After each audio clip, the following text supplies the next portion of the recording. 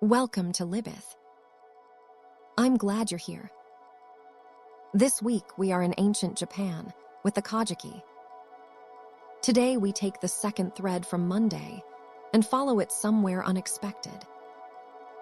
On Monday we open the story of Susanoo, the storm god whose grief becomes destruction, who is exiled from heaven, and who in exile becomes something unexpectedly beautiful. We framed it as a question about how civilizations handle disruptive forces. Today we pull that thread all the way. Not just retracing Susanoo's steps, but tracing the idea he embodies, what a culture does with its chaos, how it contains or expels or transforms that chaos, and how often the chaos becomes the thing that the culture was trying to keep out by other means. Come with me and be willing to change your mind as we go. Let's begin inside the Kojiki, because the Susanoo narrative is where the thread is clearest and most emotionally immediate. His arc is the most fully developed character journey in the text, the only one that takes a figure from a specific emotional condition through a specific sequence of events to a specific transformation, and then offers the reader a poem as evidence that the transformation has occurred. Susanoo is born during Izanagi's purification ritual, produced when Izanagi washes his nose after returning from the underworld. He is neither the light of the eye, from which Amaterasu is born, nor the word of the mouth. He is the breath between, the noisy, intrusive force that occupies the space between vision and speech. He is assigned to rule the seas, which suits and endangers him equally. The sea is boundary and motion, permanent negotiation between order and chaos, the space where the settled world ends and the unorganized world begins. His assignment places him at the edge of everything. But Susanoo cannot be where he is placed. He weeps for his dead mother, Izanami, who has descended to Yomi, and from whom there is no return, and his grief is described in the Kojiki with the complete exaggeration of myth. A god's sorrow has physical consequences in the world. Mountains wither under his crying. Rivers dry. Crops fail. Wherever he walks, malicious spirits proliferate. His interior state is not private. It is a material force that alters the physical world around him. The Kojiki is making a claim here that it will repeat in different forms throughout the text. The emotional life of gods, and by extension of rulers and of great persons generally, is not sequestered from the external world. It spills outward. It becomes weather. It becomes policy. Susanoo's grief is not a personal problem. It is a geopolitical crisis. He is summoned before Amaterasu to account for himself, and the scene has the quality of a family intervention, the responsible sibling confronting the destructive one in a setting that should be authoritative and sacred, and that immediately becomes uncomfortable because the destructive one is too large for the setting. His appearance before Amaterasu turns violent not through intention, but through the impossibility of containing a grief of this magnitude within the forms of celestial protocol. He tears up the divinely maintained rice paddies, the orderly productive land that represents the celestial household at its most functional. He fills the irrigation ditches with earth, the infrastructure of managed abundance, the engineering of order. He defiles the sacred weaving halls with excrement.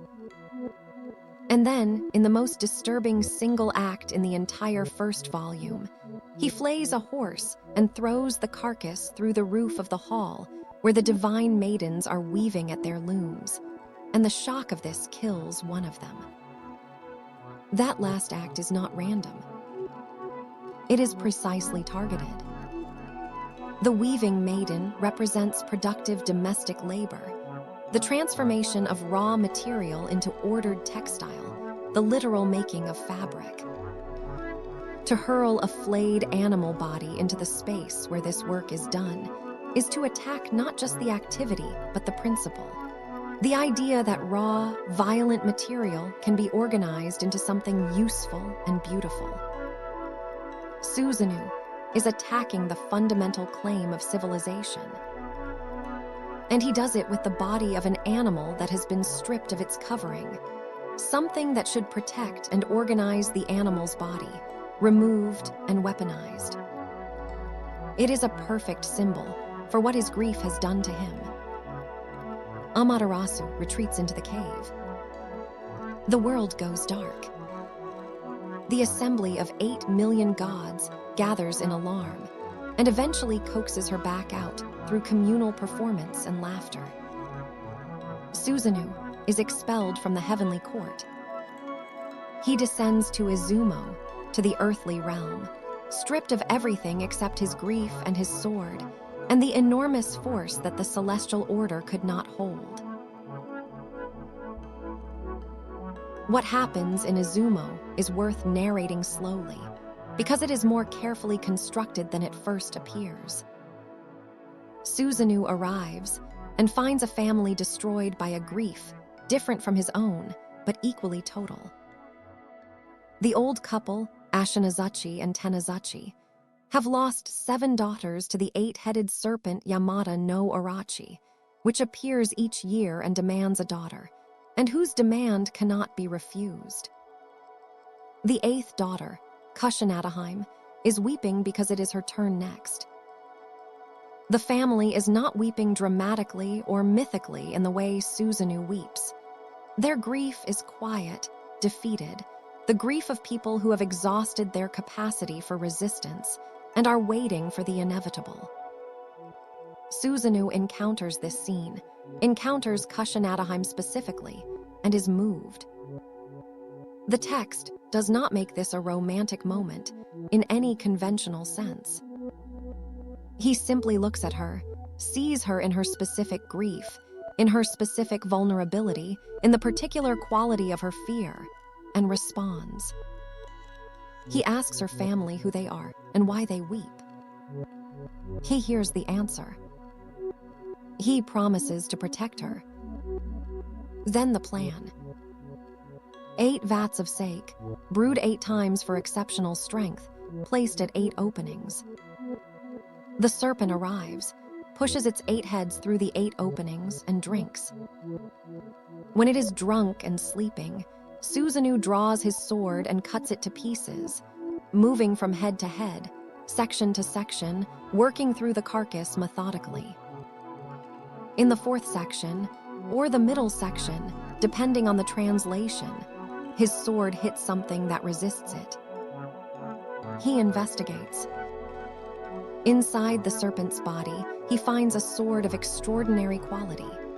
The Kusanagi no Tsurugi, the grass-cutting sword, which he will offer to Amaterasu as a gift, and which will pass through the divine lineage to become one of the 3 sacred imperial regalia.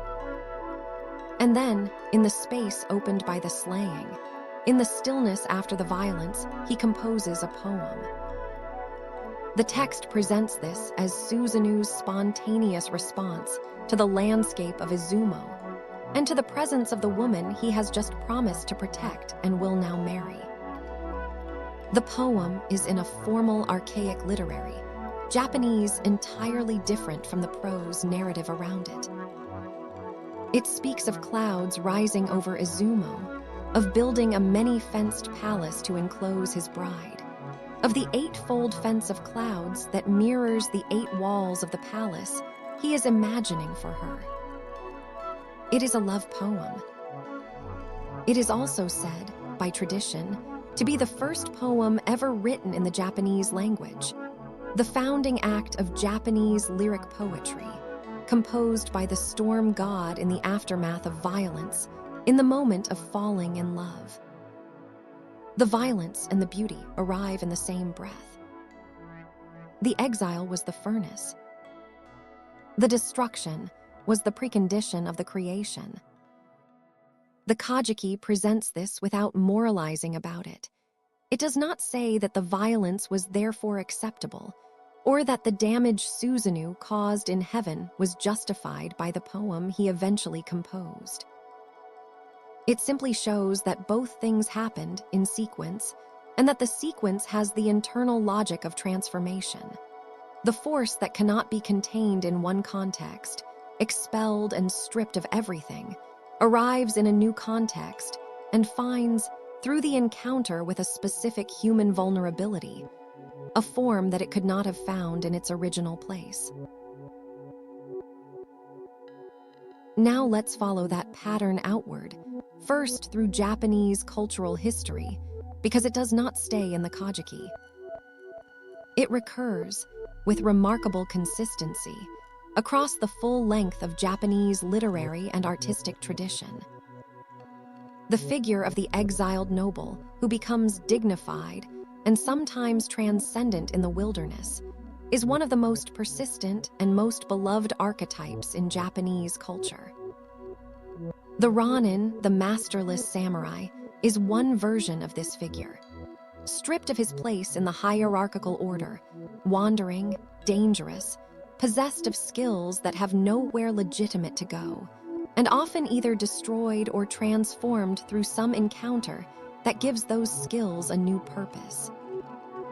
The figure recurs in no theater, in the Bunraku puppet plays, in the samurai films of the 20th century, in contemporary manga and anime.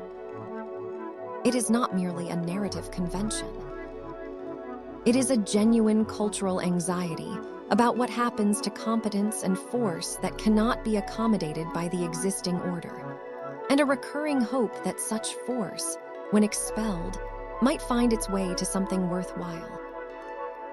Think of Minamoto no Yoshitsune, the 12th century military genius who won the battles that established the Kamakura shogunate and was then hunted to his death by his own brother Yoritomo.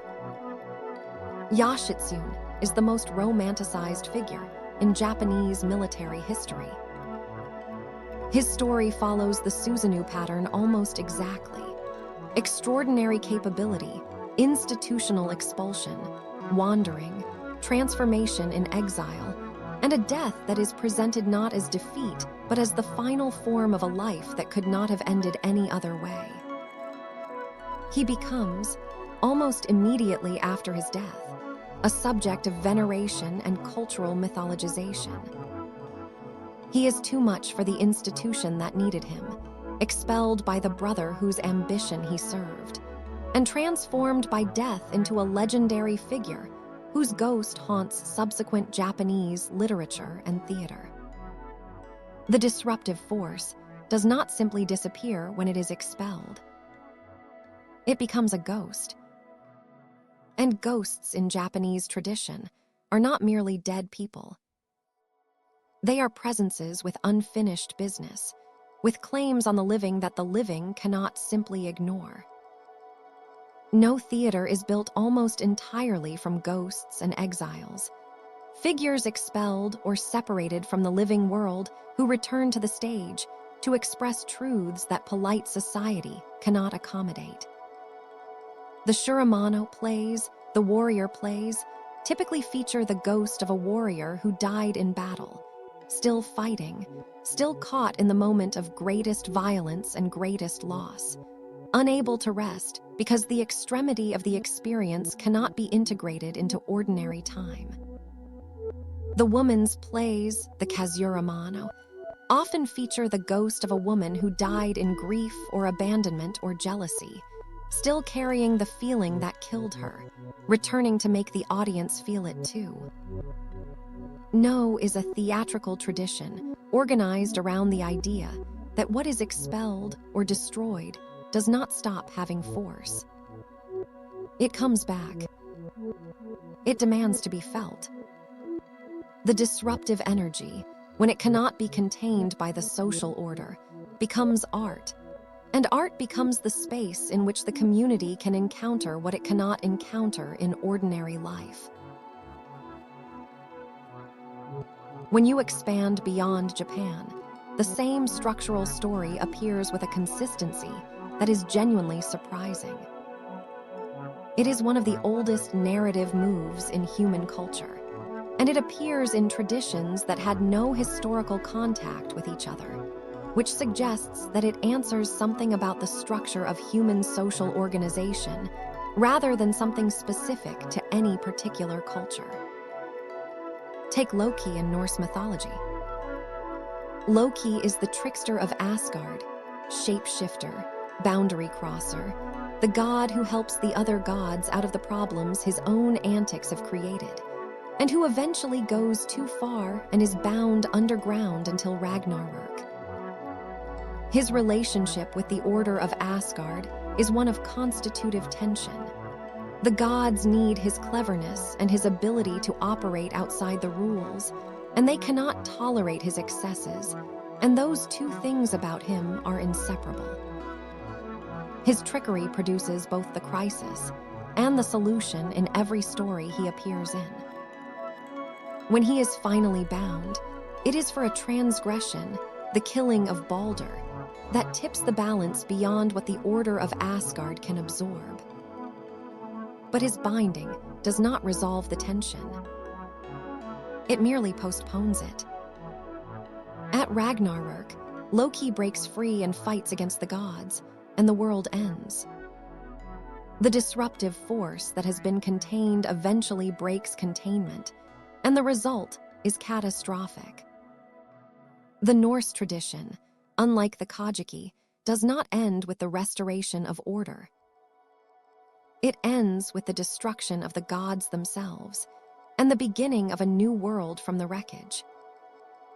That is a more honest ending, in some respects. It does not pretend that containment resolves anything permanently.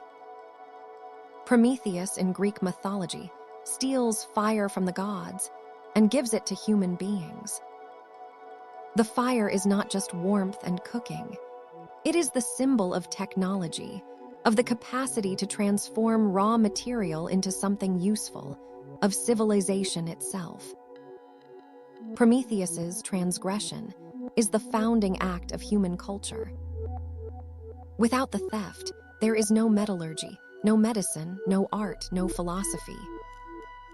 His punishment, chained to a rock, his liver eaten daily by an eagle, regenerated each night, is eternal and proportional to the importance of what he gave.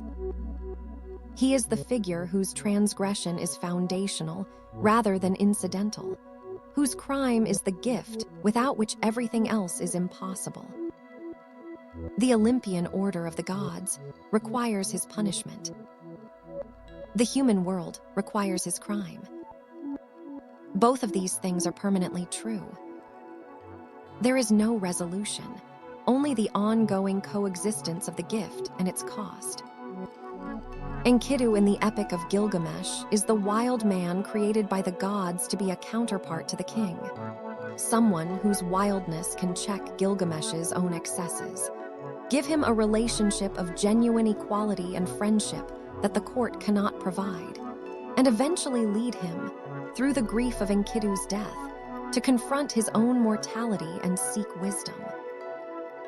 Enkidu is tamed, or rather, civilized through contact with a woman and with the city, and his death is the catalyst for the deepest layer of the epic, Gilgamesh's quest for immortality and his eventual acceptance that he cannot have it.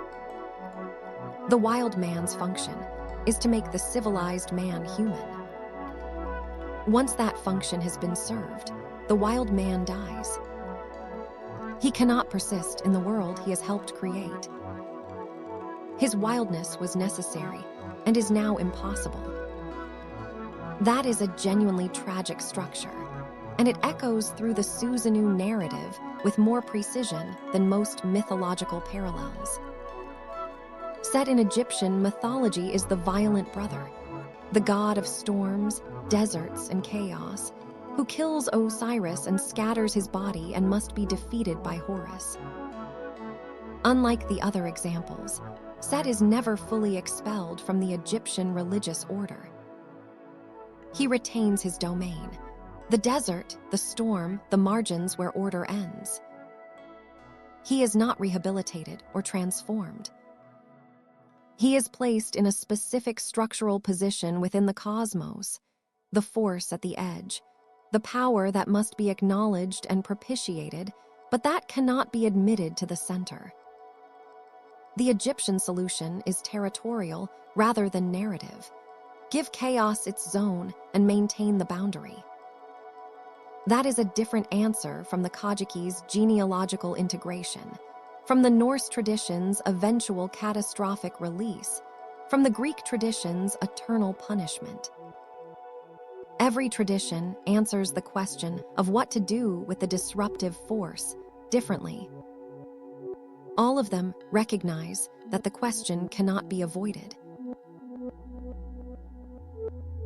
The abstract mechanism that connects all these stories, Susanoo, the rōnin, Loki, Prometheus, and Enkidu set, is this. Social orders need their margins to remain creative. A polity that polices itself into complete homogeneity becomes brittle.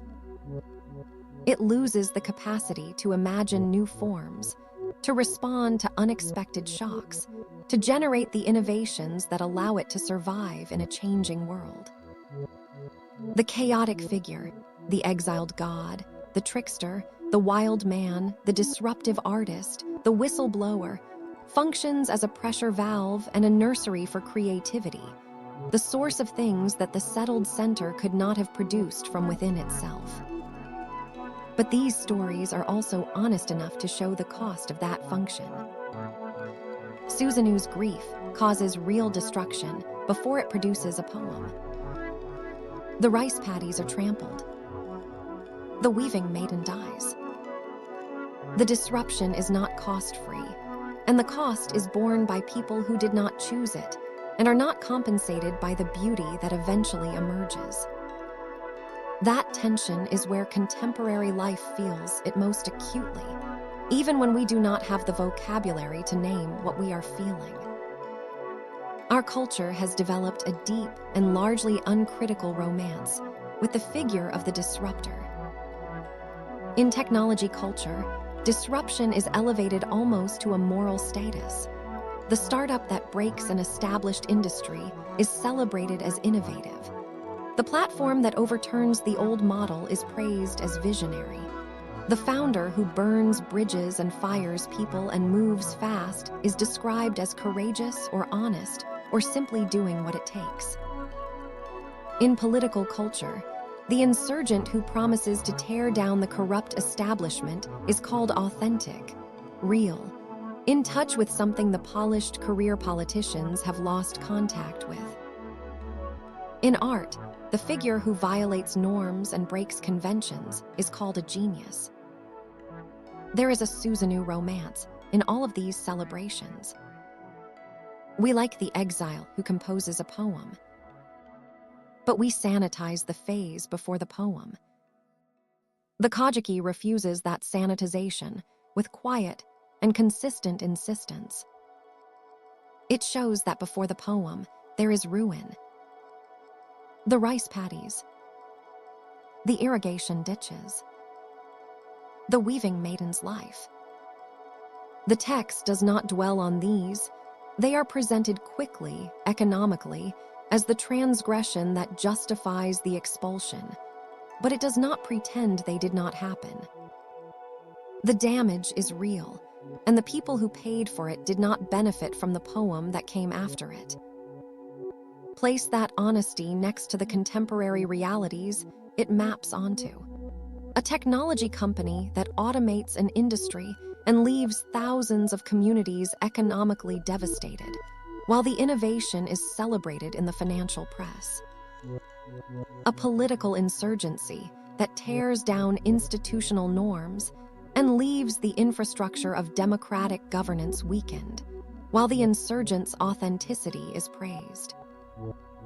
Gentrification that displaces established neighborhoods and their inhabitants, while galleries and restaurants celebrate the neighborhood's revitalization. In each case, the disruption yields something that is genuinely valued, innovation, political energy, cultural vitality. And the people who pay for the disruption are rarely the people who are asked to celebrate it. The Kojiki holds both phases in view. It does not resolve the tension between them. It shows it with clarity and asks you to look at the full picture. Now, and this is the part of the story that I did not expect when I first read the Kojiki, and that I want to stay with for a while. The transformation of Susanoo does not primarily come from the punishment of the heavenly court. It does not come from exile as a mechanism of correction. It comes from being seen, from a particular human encounter, from the specific fact of Kushinadahime's grief and what Susanoo does when he encounters it. The heavenly court expels Susanoo. That expulsion changes his situation. But it does not change him, not essentially, not at the level where transformation is real. He arrives in Izumo, still carrying the full force of what he is. What changes him is the encounter with the family that is weeping, and within that encounter, with Kushinadahime specifically. He sees her. He responds to the specificity of her situation, not to an abstract principle of justice or a general compassion for suffering, but to her, in her grief, in her fear, in the particular quality of her vulnerability. The poem he composes afterward is not a statement of contrition. It is a statement of love. It is what happens when the enormous disruptive energy of Susanoo finally has somewhere to go, a specific person who has received it, a specific relationship that gives it a form. The monster is defeated because he wants to protect her. The poem is composed because he is astonished by his own feeling. The transformation is produced by attention, real, particular, non-transferable attention to a specific person in a specific moment. That is quietly radical, and I want to say why. We tend to think of social institutions as the primary mechanisms for managing disruptive force. Punishment corrects behavior. Exile removes the disruptive element. Rehabilitation programs reformulate the person. Legal systems deter transgression. These mechanisms have real functions. They protect communities. They impose limits. They maintain the possibility of ordered social life. But the Kojiki's narrative insists that what actually transforms a disruptive force, not merely containing it, but genuinely changing its direction, is something that institutional mechanisms cannot produce. The encounter with a particular person whose vulnerability makes a claim on you that you respond to from the inside. Susanoo is not rehabilitated by the court. He is transformed by love. I want to be careful here, because this could be taken as a naive argument that love solves everything, that we should simply be kind to disruptive people and they will become poets. The Kojiki does not make that argument. Susanoo caused real harm before his transformation, and the text does not pretend otherwise. The weaving maiden is dead. The agricultural infrastructure of heaven is damaged. Those things happened, and Kushinadahime's presence in his life does not retroactively undo them. The transformation does not excuse what came before. But the narrative insists that transformation, genuine transformation, not mere compliance or temporary containment, tends to occur through connection rather than through institutional correction. That is not sentimental. It is a structural observation about how change happens in actual human beings. And it has implications, even when we handle it carefully, for how we think about the kinds of reform that actually work. The modern world's understanding of criminal justice is beginning to move, slowly and with enormous resistance, toward what practitioners call restorative approaches, bringing together the person who was harmed and the person who caused harm in a mediated encounter aimed at acknowledgement, accountability, and some form of restitution. The evidence is that these approaches produce more durable changes in the behavior of people who have caused harm than punitive incarceration does. The Kojiki's structural insight is not a prescription for criminal justice reform, but it is a data point that has been waiting in the myth for 1,300 years. Push back now, because the Kojiki's story ends in a way that deserves honesty. Even after Susanoo's transformation, even after the poem, even after the gift of the Kusanagi sword to Amaterasu, even after his descendants become the ruling lineage of the Izumo region, the final sovereignty of the Kojiki's world does not belong to him or his line. When Amaterasu sends divine envoys to demand that Okuninashi yield sovereignty over the earthly realm, Susanoo's descendants yield.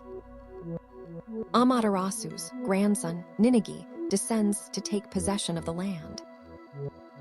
The imperial line is Amaterasu's line, not Susanoo's.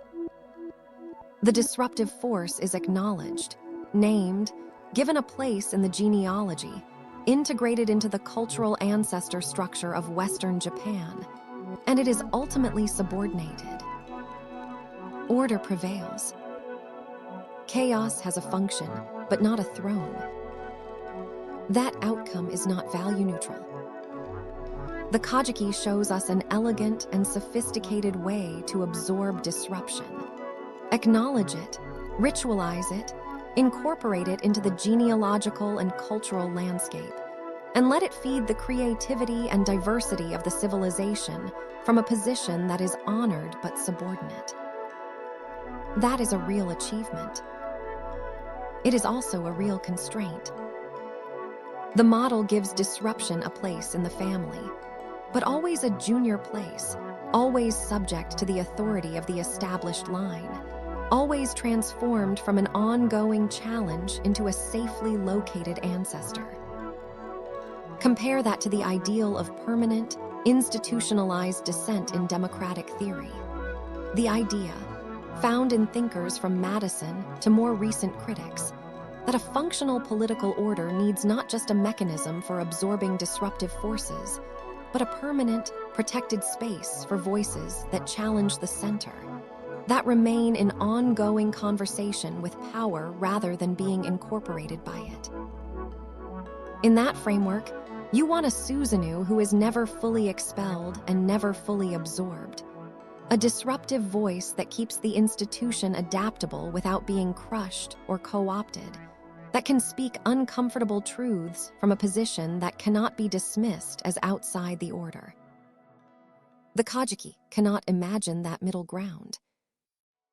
Its model converts the wild into an ancestor, not an ongoing interlocutor. That is the limit of what the myth can imagine, and it is a real limit, and it matters for how we use the myth as a model. So here is the closing provocation, and it is small and strangely practical. The next time someone in your life, your workplace, your political community is described as disruptive, ask which phase of the Susanoo story you are witnessing. Are you in the rice paddy phase, where the damage is immediate and real, and the people around it need repair and protection before anyone gets to talk about transformation? Or are you in the poem phase, where something beautiful has already emerged from the disruption, and we have conveniently forgotten, or have been encouraged to forget, what was destroyed to make it possible? Most of us, most of the time, prefer to remember one phase and forget the other. We remember the poem when we want to celebrate a disruptor. We remember the rice paddies when we want to justify expulsion. The Kojiki holds both in the same story and refuses to let us choose. That refusal is what keeps it useful and honest and alive. Don't let the romance of transformation make you forget the cost. Don't let the cost make you forget the power of being seen.